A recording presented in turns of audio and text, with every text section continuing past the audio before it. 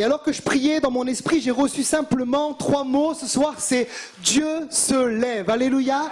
Dieu se lève au milieu de nous ce soir. Amen. On pourrait lire ensemble le psaume 68, versets 2 et 3. Il va s'afficher. Voilà ce que le roi David va déclarer. Dieu se lève, ses ennemis se dispersent et ses adversaires fuient devant sa face. Comme la fumée se dissipe, tu les dissipes. Comme la cire se fond au feu, les méchants disparaissent devant Dieu. Amen. On peut lire également un autre psaume, le psaume 3, verset 8. Toujours qui sort de la bouche du roi David. Il dira, lève-toi, Éternel, sauve-moi, mon Dieu. Car tu frappes à la joue de tous mes ennemis, tu brises les dents des méchants. On peut dire amen à ça. Et on peut lire également Nombre 10, verset 35. Voilà ce que Moïse va dire quand l'âge partait. Moïse disait, lève-toi, Éternel, et que tes ennemis soient dispersés, que ceux qui te haïssent fuient devant ta face. Amen. Moi, je ne connais pas ce soir vos problèmes, vos situations, vos complications, mais je sais une chose, c'est que dans ce lieu, il y a une chose qui est sûre et certaine, c'est que Dieu est au milieu de nous et que Dieu veut se lever dans vos situations. Dans toutes vos situations, quelle que soit la complication, quelle que soit la maladie, il y a une réalité qui est là, c'est que Dieu se lève. Et la Bible déclare une chose, c'est quand Dieu se lève, quand notre Dieu se lève, notre Dieu qui est différent des autres dieux, des idoles, la Bible est claire, elle dit que les ennemis se dispersent, ils fuient. Et David déclara cela, il dira, on l'a lu ensemble dans le psaume 68, que quand Dieu se lève, les ennemis se dissipent, ils disparaissent, ils fuient et ils se dispersent, alléluia. Alors quels que soient tes ennemis, mets ta confiance en Dieu ce soir, parce que nous voulons déclarer au milieu de nous que Dieu se lève ce soir. Dis à ton voisin, il se lève dans ta vie ce soir, alléluia. Il se lève, alléluia.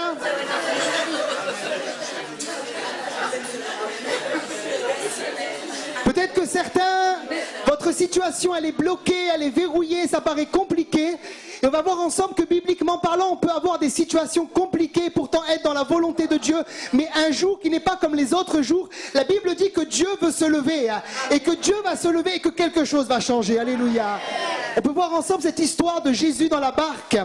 On la connaît par cœur, on va quand même la lire dans Marc 4, verset 37. Il est écrit là, il s'éleva un grand tourbillon et les flots se jetaient dans la barque au point qu'elle se remplissait déjà. Verset 38. Et lui, il dormait à la poupe, sur le coussin. Ils le réveillèrent et lui dirent, Maître, ne t'inquiètes-tu pas de ce que nous périssons? Et ensuite, le verset 39, il est dit là, s'étant réveillé, il menaça le vent et dit à la mer, silence, tais-toi. Et le vent cessa et il eut un grand calme. C'est un jour comme tous les autres jours. Sauf que la différence, c'est que Jésus leur a parlé. Et Jésus leur a dit, allons de l'autre bord. Ils avaient reçu une parole, une promesse de Dieu. Ils étaient dans la volonté parfaite de Dieu. Mais ce jour-là, la Bible dit que le vent s'est levé, que la tempête s'est levée et que le bateau a commencé à se remplir. Alors nous, on lit ce texte comme ça paraît très très simple. Mais pour ceux qui étaient en Israël avec moi, il y a de cela, je crois, 4 ans. Qui était déjà là il y a 4 ans avec moi en Israël? Les habitués, levez la main. On a vécu un temps comme ça où le vent s'est levé, où la tempête s'est levée, on était en train de chanter, en train de louer le Seigneur et tout d'un coup, le vent s'est levé, le bateau a commencé à bouger, on a eu peur, on a dû rentrer après au port. Et c'est exactement ce qu'ils ont vécu ce jour-là. Sauf que la différence, c'est qu'ils ont reçu une parole de la part du Seigneur. Et que Jésus était avec eux dans le bateau. Il était là, il dormait sur le coussin. Et au moment où ils ont réveillé le Seigneur, la Bible dit que Jésus s'est levé. Il s'est levé, il a commencé à menacer le vent, à menacer la tempête et à dire « Silence, tais-toi » Et j'aimerais te dire une chose, mon frère, ma soeur, quelle que soit la situation, quelle que soit la tempête dans laquelle tu es, quelle que soit la complication, si Jésus est avec toi dans le bateau, oh, je voudrais dire amen ce soir. Il y a une réalité spirituelle, c'est que si tu l'invoques à tout moment, il peut se lever et il peut calmer le vent et la tempête. Il dit silence, tais-toi.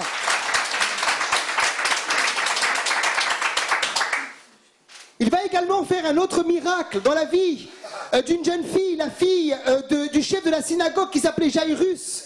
Souvenez-vous ce qui se passe, elle est atteinte de maladie. La Bible dit qu'elle est à l'extrémité, ça veut dire que c'est la fin, elle risque de mourir. Et cet homme qui est chef de la synagogue, il vient et il va invoquer Jésus en se prosternant. C'est glorieux de voir un homme qui est juif, un homme qui est chef de la synagogue, et qui pourtant va trouver le Seigneur et va reconnaître en Jésus le Messie. Il va se prosterner. Il va dire, Seigneur, viens dans ma maison, fais quelque chose. Ma fille est à l'extrémité. Littéralement, le texte dit, impose-lui les mains. Et la Bible dit que Jésus est en chemin. Et alors qu'il se dirige dans la maison de cet homme qui s'appelle Jairus, la Bible dit qu'une femme vient. Elle est atteinte d'une perte de sang depuis 12 ans. Elle connaît également la puissance qu'il y a dans le nom de Jésus et dans le manteau de Jésus aussi. Parce que le manteau de Jésus était plein d'onction, alléluia. Elle vient par derrière, elle touche le bord de son vêtement. Et la Bible dit qu'à l'instant même, la perte de sang qu'elle a depuis 12 ans s'arrête. Sauf que là, le miracle que Jésus devait faire en premier, ressusciter la fille de Jairus, commence à se compliquer. Et les gens viennent. Et dans Marc 5, verset 35, il est dit là, comme il parlait encore, survinrent de chez le chef de la synagogue des gens qui dirent « Ta fille est morte, pourquoi importuner davantage le maître ?» Laisse juste le verset 35 un instant. J'aimerais te dire qu'il y aura toujours des gens pour te dire ça. Pourquoi tu veux importuner le maître? Ça paraît tellement compliqué, ça paraît tellement tard. Jésus est en retard. Seulement au verset 36, Jésus, sans tenir compte de ces paroles, dit au chef de la synagogue « Ne crains pas, mais crois seulement. » Et la Bible va déclarer une chose au verset 41. Jésus va rentrer dans la maison de cette femme, de cet homme, pardon. Il va saisir par la main la jeune fille et lui dire Talitha Koumi, ce qui signifie jeune fille, lève-toi, je te le dis. Et la Bible dit qu'aussitôt la jeune fille s'est levée, alléluia. Une situation qui paraît compliquée, c'est l'extrême. Jésus est arrêté dans sa course par une femme atteinte d'une perte de sang. Sauf que la Bible déclare que Jésus n'est jamais en retard et que Jésus a autorité dans les situations. Et alors qu'il rentre, elle est morte. Son corps est inanimé, elle ne respire plus. Elle devait sentir la mort. Et la Bible déclare que Jésus va seulement dire un mot, Talitha Koumi. Qui signifie jeune fille, lève-toi. Et comme Jésus a autorité sur la mort, il menace ces choses-là. La jeune fille se lève, il lui dit donnez-lui à manger. Et il la rend à son père, alléluia. Oh, j'aimerais te dire de la part du Seigneur que Dieu se lève dans ta vie ce soir. Quelle que soit ta situation, j'aimerais honorer la gloire de Dieu. J'aimerais honorer la grandeur de notre Dieu. C'est pas un message compliqué que je vous donne ce soir, c'est pas une théologie compliquée, mais j'aimerais vous dire de la part du Seigneur, c'est une réalité que Dieu veut se lever dans vos vies. Il y a une troisième histoire qu'on connaît tous par cœur. On va quand même la citer. C'est la résurrection de Lazare. Dans Jean 11, verset 21. Marthe dit à Jésus, Seigneur, si tu étais ici, mon frère ne serait pas mort. Que Dieu fasse qu'il n'y ait pas des Marthes au milieu de nous ce soir. Regardez la suite, le verset 39. Je passe la discussion entre Marthe et Jésus. Elle croit à la résurrection à venir, Jésus croit à la résurrection présente. Et Jésus dit simplement, ôtez la pierre. Marthe, la sœur du mort, lui dit, Seigneur, il sent déjà, car il y a 4 jours qu'il est là et je la comprends d'une manière humaine. Mais Jésus va lui dire, ne t'ai-je pas dit que si tu crois, tu verras la gloire de Dieu. Dis-le à ton voisin, si tu crois, tu verras la gloire de Dieu.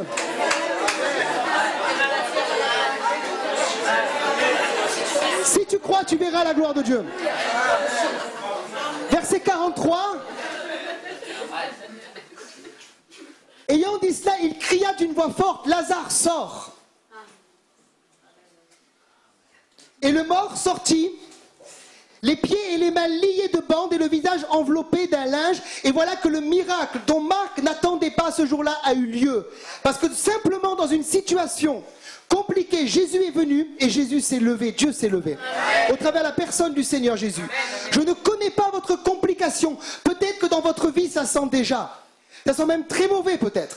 Peut-être que c'est compliqué, la situation paraît très très compliquée, même catastrophique. Mais il y a une chose qui est sûre et certaine. Et cette parole a traversé les siècles, elle a traversé toutes les situations. C'est que Jésus va dire à Marthe, si tu crois, tu verras la gloire de Dieu. Amen. Et dans le fait simplement de croire, dans celui qui est capable de changer les choses, Dieu peut se lever en 1 seconde et changer n'importe quelle situation. Il peut se lever, il peut débloquer et il va débloquer dans le nom de Jésus. Je me souviens un jour d'une histoire comme ça dans ma famille. J'avais mon beau-frère Eric et ma belle-sœur Angélique, enfin ma sœur Angélique, qui allait divorcer. Ma sœur revenait au Seigneur, ses 3 enfants également. La même semaine, les 3 ont été baptisés du Saint-Esprit. Et puis, je me rappelle que mon beau-frère buvait de l'alcool. Il ne voulait pas du tout entendre parler du Seigneur. Et ma belle-sœur avait mis un dossier de divorce pour des histoires personnelles très très compliquées. Et puis un dimanche matin, il vient dans ce lieu. Et puis il sentait l'alcool, c'était terrible. Il sentait le vin à 9 h le matin. Et puis il me dit, il faut absolument que Dieu me rende ta sœur. Je dis, mais moi je ne suis pas Dieu, tu vois. Mais Dieu peut quand même faire un miracle. Elle était fermée, complètement fermée. Elle était vraiment... C'était impossible. Et puis un dimanche, on prit ensemble au téléphone. Il buvait depuis l'âge de 16 ans. Il avait plus de 50 ans. Il buvait tous les jours des litres et des litres de vin, d'alcool, de ricard, de whisky, etc. Et on prit simplement au téléphone une prière. Une prière, mais c'était la prière où Dieu s'est levé. C'était la prière qui a fait toute la différence dans sa vie.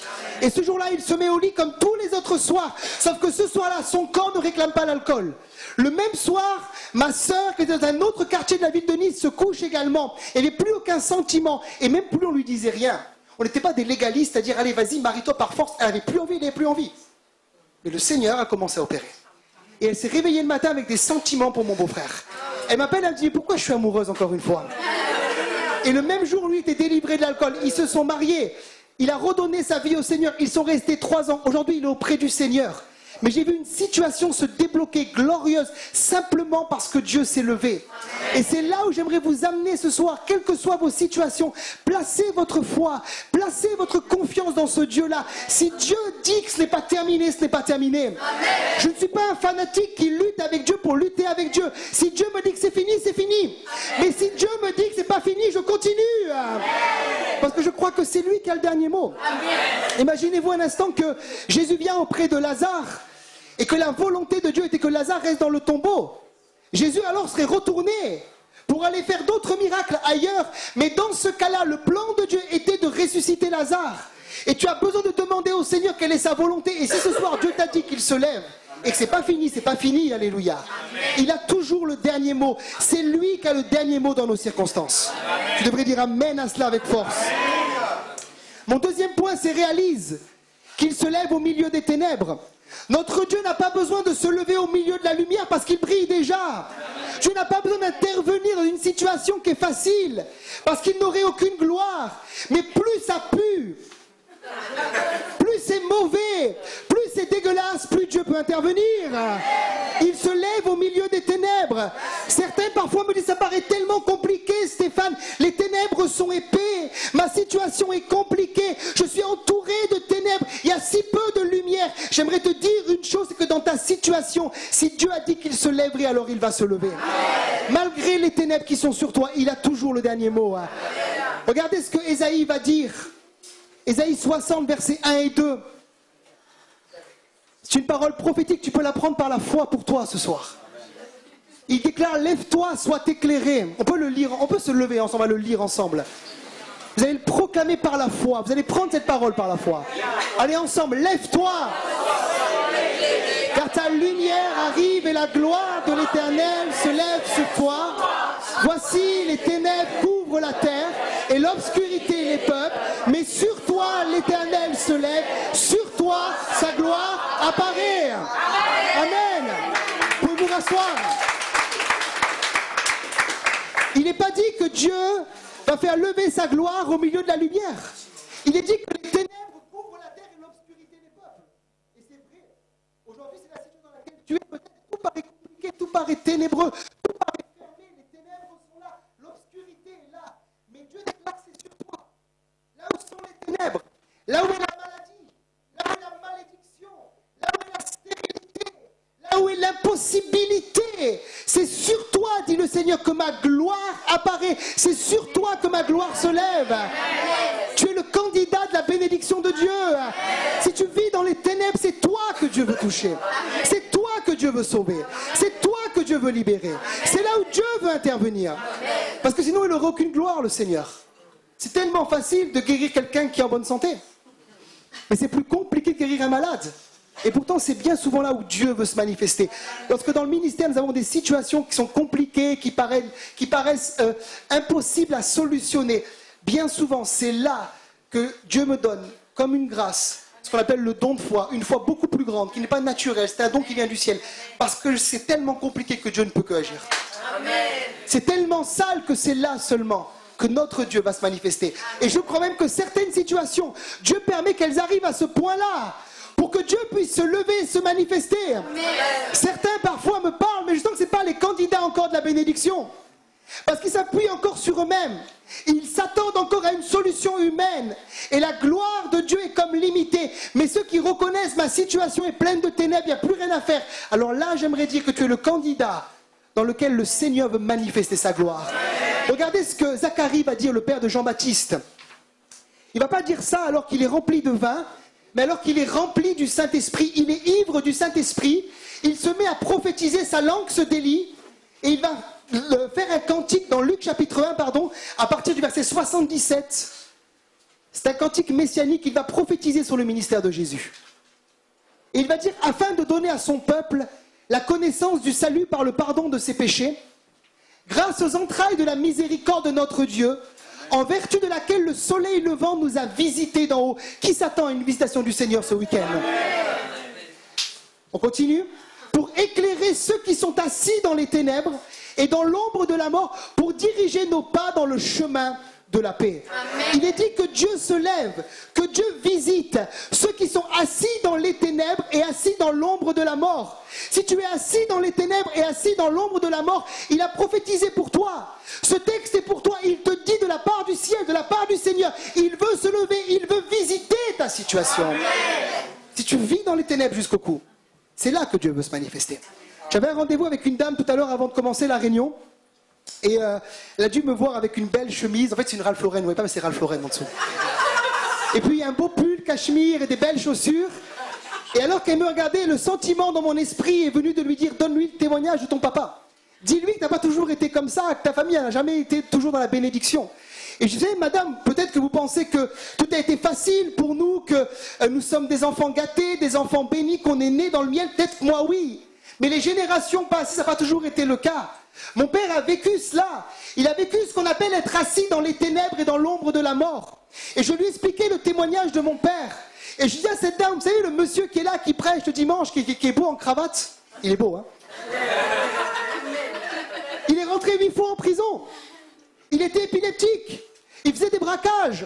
Il frappait ma mère. Il buvait. Il était ivre tous les soirs. Il l'a trompé. Il était violent. Et puis un jour, qui était différent des autres jours, dans ces ténèbres, il a rencontré un ambassadeur de Christ. Il a rencontré un chrétien rempli du Saint-Esprit, ce que tu es appelé à faire toi et moi normalement tous les jours. Amen. Et il a commencé à lui annoncer que dans ses ténèbres, que dans sa misère, que dans sa mort, que dans sa servitude, que dans son esclavage, il y avait une possibilité de s'en sortir parce que Dieu voulait se lever dans sa vie. Amen. Et cet homme est venu devant la maison de mon père, il a sonné, sans connaître l'adresse, sans connaître le nom, sans connaître la ville où il habitait. Et il lui a dit de la part du Seigneur, je viens comme un ambassadeur du Seigneur, il y a une réunion cet après-midi, à 16h dans le lieu là-bas, allez-y, Dieu vous y attend. C'était le jour du salut pour mon père. Amen. Et ce jour-là, il a saisi la grâce de Dieu. Amen. Il y a des temps où Dieu se lève, il faut saisir. Amen. Il y a des temps où Dieu intervient, Dieu agit, Dieu visite des familles, Dieu visite des situations dans les ténèbres. Et c'est là le temps où il faut saisir. Amen. Et bien souvent, l'Église est assise. Elle ne se rend pas compte de la visitation du Seigneur. Et elle laisse passer la visitation du Seigneur jusqu'au temps d'après, alors que c'est parfois le temps, le moment présent où Dieu veut intervenir dans ta situation. Tu es dans les ténèbres, Dieu veut agir. Amen. Regardez Genèse chapitre 1 verset 2, on retrouve ce principe. Dès la création, la terre était informe et vide, comme ta vie peut-être ce soir. Il y avait des ténèbres à la surface de l'abîme. Et souvent j'ai dit au Seigneur, mais Seigneur, pourquoi tu parles toujours de ténèbres? Pourquoi tout paraît informe, tout paraît vide? C'est que quelqu'un est là ce soir et se dit, mais j'ai l'impression que les ténèbres ont triomphé dans ma vie. J'ai l'impression qu'il y a plus de ténèbres que de lumière. Et peut-être même des croyants qui se disent, mais j'ai l'impression que je suis plus en contact avec le monde satanique et spirituel des ténèbres qu'avec le monde de la lumière. Et pourtant, il est dit quand même que l'Esprit de Dieu se mouvait au-dessus des eaux. Verset 3. Dieu dit que la lumière soit et la lumière fut. Mais ce que je retiens avec vous, c'est que l'Esprit de Dieu se mouvait au-dessus des eaux. Dans toutes les situations compliquées, dans toutes les situations ténébreuses, il y a toujours la manifestation de notre Dieu. Amen. Il y a toujours sa présence. Tu peux toujours la chercher. Amen. Tu peux toujours la la rencontrer. Même si tu es au fond du puits, tu peux avoir un contact avec la présence du Seigneur. Alors que Joseph était dans la maison de Potiphar, il avait un contact avec le Dieu vivant. Hein. Alors que Moïse était au fond du trou, il avait un contact avec la présence du Seigneur. Dans les ténèbres, le Seigneur est toujours là. Sa lumière est toujours là. Sa présence est toujours là. Alléluia. Jamais, jamais il ne permettra qu'un enfant de Dieu soit environné seulement de ténèbres. Mais il permettra que l'esprit puisse se mouvoir toujours. Toujours, toujours. Jusqu'au jour où Dieu va se lever. Et il va déclarer sur ta vie que la lumière soit, et alors la lumière. Il va le déclarer, il est en train de le déclarer dans le nom de Jésus. Il va le faire. Vous savez, j'ai connu des temps très difficiles, comme tout le monde dans ce lieu, je ne suis pas à plaindre. Tout le monde a connu des temps difficiles. Mais dans ces temps-là, j'ai appris à discerner la voix de Dieu. À discerner la présence de Dieu. Vous savez, quand Jésus va marcher sur les eaux, la Bible dit que quand il va arriver, ils vont croire que c'est un fantôme, et seulement un va le reconnaître, c'est Pierre. Tous les autres vont croire que c'est un fantôme. Et la plupart des chrétiens dans leur épreuve, tellement ils souffrent, ils ne reconnaissent plus la voix du bon berger. Ils ne reconnaissent plus la voix du Seigneur. Ils ne reconnaissent plus l'Esprit de Dieu qui se meut. Ils ne reconnaissent plus là où Dieu est en train de les amener, là où il va glorifier son nom. Et bien souvent, ils coulent. Alors que Dieu veut se lever. Amen. Dieu veut se lever dans tes ténèbres. Amen. Dieu veut changer. Écoutez bien, quand Dieu change quelque chose, j'ai compris une chose, c'est que Dieu change en une seconde. Il n'a pas besoin, notre Dieu, de plusieurs heures, de plusieurs... Parfois, c'est long pour attendre, mais quand il intervient, quand il se lève, oh, c'est extraordinaire. Il intervient en une seconde. Il change tout. Tout ce qui est compliqué devient facile quand lui met sa main. Des fois, on a prié pour des dossiers compliqués, des dossiers fermés. Je pense à l'épouse de Bonnie qui venait au milieu de nous, qui vient au milieu de nous, pardon. Et elle était en Afrique. Elle était sous complication là-bas, on voulait sa vie. Et elle a demandé un asile politique ici. Et alors qu'on était là, l'asile était refusé, elle était bloquée à Paris, à l'aéroport. On voulait la remettre dans l'avion et la remettre en Afrique. Et un dimanche matin, comme tous les autres dimanches, on a prié dans cette petite salle, on a invoqué le nom du Seigneur. Et mon père a déclaré par la foi, cette situation est débloquée dans le nom de Jésus. Amen. Dieu s'est levé, les policiers à l'instant même, à l'aéroport d'Orly ou Charles de Gaulle, je ne sais pas lequel, ont commencé à dire à la femme de Bonnie, on ne sait pas ce qui se passe, mais c'est maintenant pour vous le temps de partir. On sent dans notre cœur, partez, on ne veut plus vous voir, partez, vite, on va changer d'avis, partez. Elle est arrivée ici. Et le Seigneur a permis qu'elle ait ses papiers. Et elle travaille et elle sert le Seigneur au milieu de nous. En une seconde, Dieu peut tout changer. En une seconde, il peut tout révolutionner. En une seconde, il dit oui, il dit oui. La Bible dit que si lui ouvre une porte, personne ne peut la fermer. S'il ferme une porte, personne ne peut l'ouvrir. Voilà pourquoi tu peux être tranquille ce soir. Alléluia. C'est le Seigneur qui tient tout dans ta main, dans sa main. C'est lui et c'est lui seul. Alléluia. Reconnais ce soir.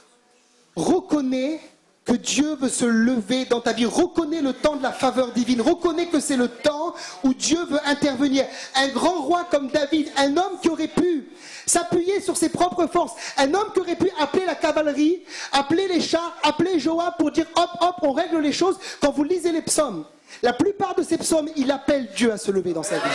Il reconnaît le bras du Tout-Puissant. Il reconnaît qu'il y a besoin d'une intervention divine dans sa situation. Parfois, tu peux avoir le bras très très long, mais ça ne suffit pas. Il faut le bras de Dieu. Alléluia. Il n'y a que lui qui peut débloquer. Et dans la plupart des psaumes, David le reconnaît. Le psaume 10, verset 12, par exemple, il dira « Lève-toi, Éternel, ô Dieu, lève ta main, n'oublie pas les malheureux. » Moi, je l'imagine dans son château, dans son palais, il a tout, il est bien, il a des beaux enfants. Malheureusement, il a plusieurs femmes, c'est pas très très bien ça. Il est bien habillé, il mange bien, il dort bien, il a tout, il a l'opulence, il peut se débrouiller, il peut s'appuyer sur lui, mais il est à genoux. Je suis sûr qu'il prie ça à genoux. Et qu'il dit, Seigneur, lève-toi, lève ta main, n'oublie pas les malheureux. Et voilà pourquoi Dieu dira que c'est un homme selon le cœur de Dieu. Il avait l'habitude de faire de telles prières. Seigneur, lève-toi. Il le fera également dans le psaume 7, verset 7. Il va déclarer, lève-toi, ô Éternel. Dans ta colère, lève-toi contre la fureur de mes adversaires. Il n'est pas en train de dire, je vais me lever moi. Je vais tout seul régler mes comptes, Seigneur. Mais il appelle l'intervention divine. Réveille-toi pour me secourir. Ordonne un jugement, Seigneur. Et de telles prières réjouissent le cœur de Dieu. Amen. Et quand un enfant de Dieu fait de telles prières, je t'assure que Dieu y répond toujours. Amen. Il répond toujours. Amen. Il le dira également dans un autre psaume, le psaume 9, verset 20. Il va déclarer, lève-toi, ô Éternel, que l'homme ne triomphe pas, que les nations soient jugées devant ta face. Il s'en remet au secours divin. Il s'en remet à celui qui est tout-puissant. Il s'en remet à celui qui peut changer les circonstances parce qu'il a expérimenté la puissance et la grâce de Dieu. Amen. Mon frère, ma soeur, cesse de lutter par tes propres forces ce soir.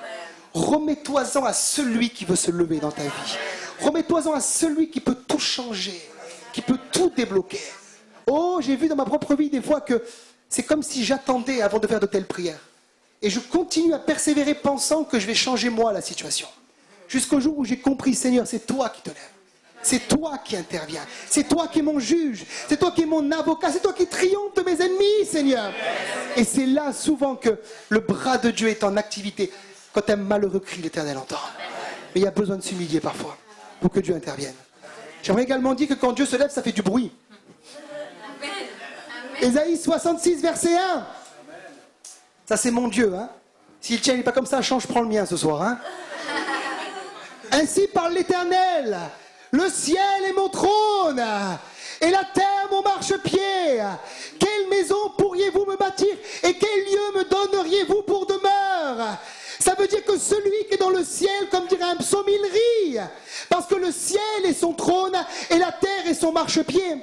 Et imagine quelqu'un qui a comme ciel, comme trône, comme ciel et comme terre, marchepied. Quand il se lève, ça doit vraiment faire du bruit. Amen.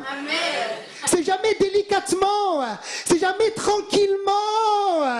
Mais quand il se lève, oh là là, il y a quelque chose qui se passe. Et c'est ce qui se passe quand Dieu se lève.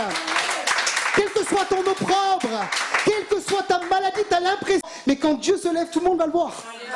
Ça va tellement être glorieux, ça va tellement être merveilleux qu'on pourra seulement rendre toute la gloire à Dieu. Certains parfois me disent, j'aime bien les interventions de Dieu en catimini. Et mon Dieu, c'est pas un Dieu de catimini.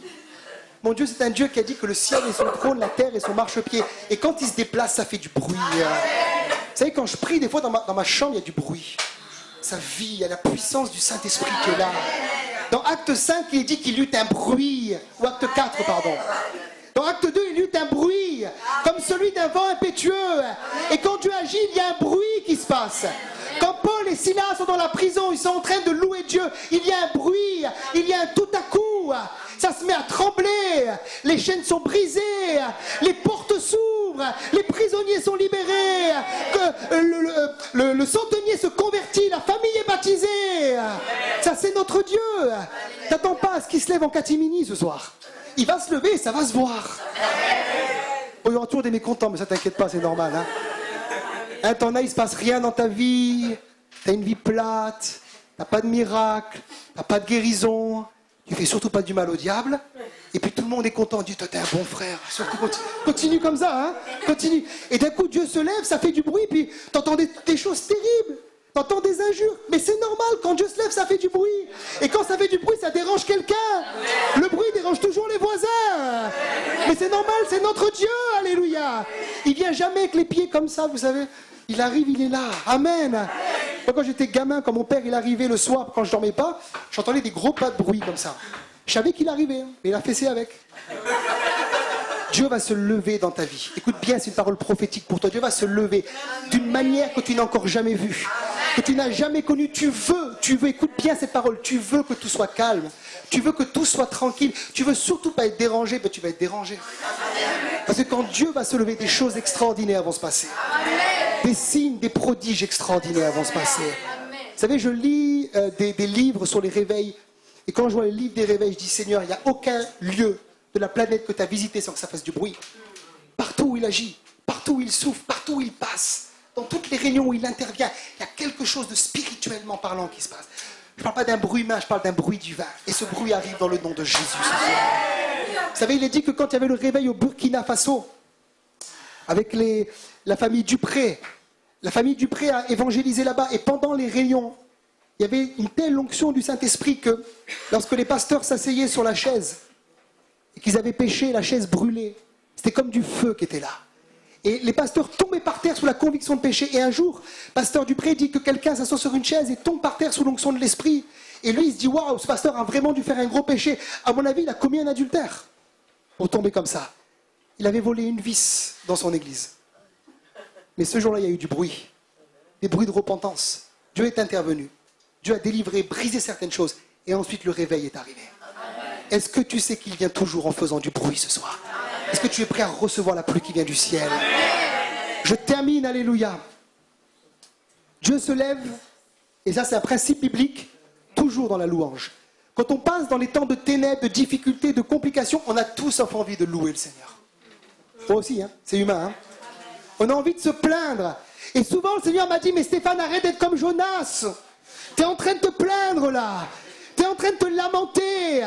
Tu es en train d'être compliqué alors que je veux visiter, alors que je veux bénir, alors que je veux toucher, alors que je veux changer les situations. Toi, tu es en train de te plaindre. Et une des manières pour voir régulièrement, sur une base régulière, non pas de temps en temps, Dieu se lever dans vos vies, c'est au travers de la louange. Amen. Celui qui est un homme, une femme de louange, il voit régulièrement la main du Tout-Puissant dans sa vie. Je ne connais pas d'adorateurs qui me disent pas régulièrement, hey Stéphane, il m'a visité. Quand ça, le siècle dernier, non, hier soir. Amen. Parce qu'il visite ceux qui savent le louer en esprit, en vérité. Il les visite, il déclarera David dans un psaume, psaume 22, verset 4. Pourtant, tu es le Saint. Tu sièges au milieu des louanges d'Israël. Ça veut dire que dans le livre des Actes, vous lirez, quand l'Église prie, Dieu envoie un ange. Mais quand l'Église loue, c'est Dieu qui descend tout seul. Quand l'Église a prié pour Pierre, un ange est venu. Et quand l'ange est venu, il a ouvert la cellule à Pierre. Mais quand, par contre, on peut mettre le texte dans Acte 16, c'est le dernier, versets 25 et 26. Quand Paul et Silas, j'en ai parlé, on va quand même lire le texte, ont loué. Il n'est pas parlé d'ange, mais c'est Dieu lui-même qui est descendu en personne. Sa présence a brisé les chaînes. Parce que Dieu se lève toujours dans la louange et dans l'adoration. Il n'était pas prévu, je sais Fabienne. Merci. Acte 16, versets 25 et 26.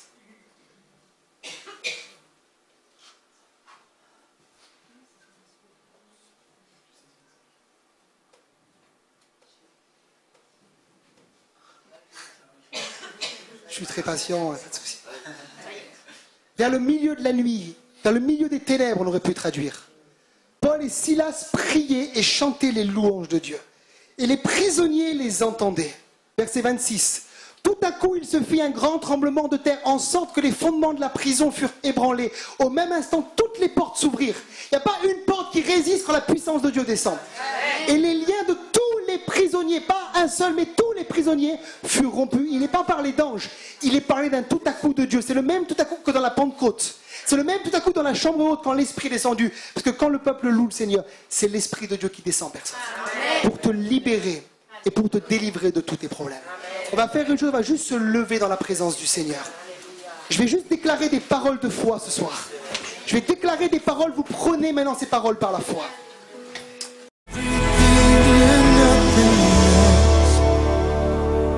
My best, my heart, you deserve my everything.